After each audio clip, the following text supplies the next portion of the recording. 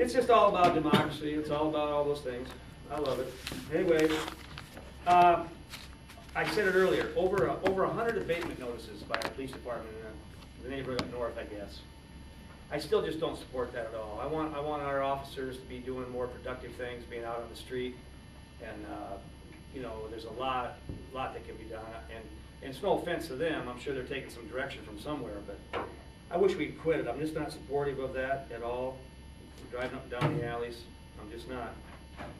That's why some of you live in homeowners associations. Don't come in my neighborhood. There's no reason for you to come there anyway. You know what I mean? Seriously, I don't drive around Asbury, Briarstone, or Cranbright. I don't. Unless I get called out there or visit a friend, I'm not driving around. And my neighborhood's ugly. It's just an old-fashioned, crazy old neighborhood where we keep our stuff. You know, but it's our stuff. And, you know. Anyway, listen, can we get a full report on the Habitat Salvage Project? Because I went to their sale this weekend and they haven't hardly salvaged much at all. They were talking about 30 houses, and really they've done, I think, 7. And they've had the people willing to do it. They say it's been kind of incredibly hard working with the city. So could we get a full report about how that's going? I guess it's pretty bad shape, actually, the comments that were given to me this weekend about it. It's new rules in place or something, or the promises made, or the things, it's just not holding up. Thirdly, the training center. The training center. You know, there's just some things I got to tell you. It went out there on Lark Avenue first, and you know what they said there? They had to move it because it was in a floodplain. Well, look where they moved it and nobody said anything. We voted to do it, except Mr. Weaver called a 2-week timeout to notify people to see if they wanted it out there, the Lime Creek. That's in a floodplain. That was in a floodplain. Now it wound up at Nyack on top of our neighbors and residents of Mason City. Something's wrong here with this process. I appreciate the Development Review Committee, but we have to have input from the City Council and the citizens and decide this thing. And the more that Nyack speaks, the more the truth comes out. Well, it's less productive land, we're going to put more buildings there eventually, more classroom.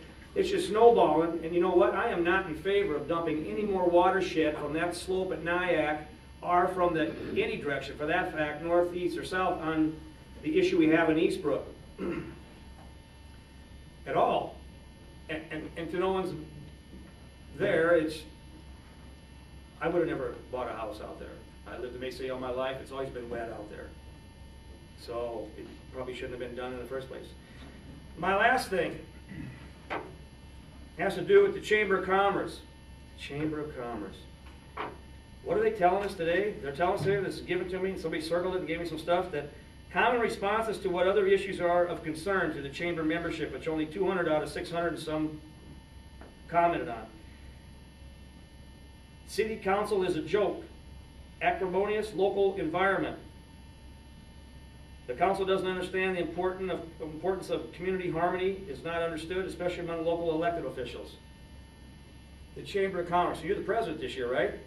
Hey, how much money do you pay to your National Chamber of Commerce so that they can give $150 million in special interest funds to politicians who move jobs overseas?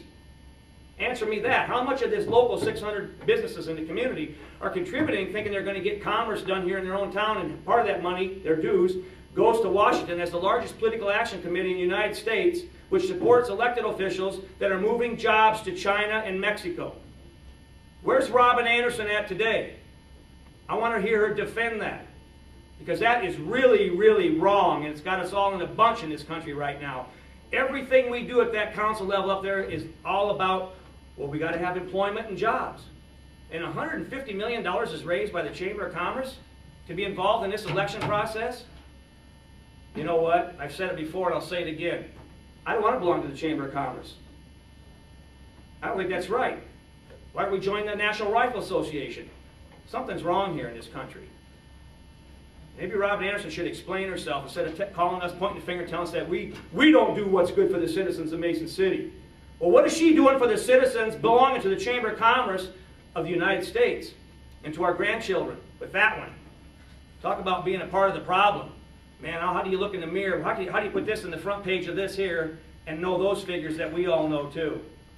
Shame on her and them. Thank you. Thank you, Councilman Weaver. Oh yeah.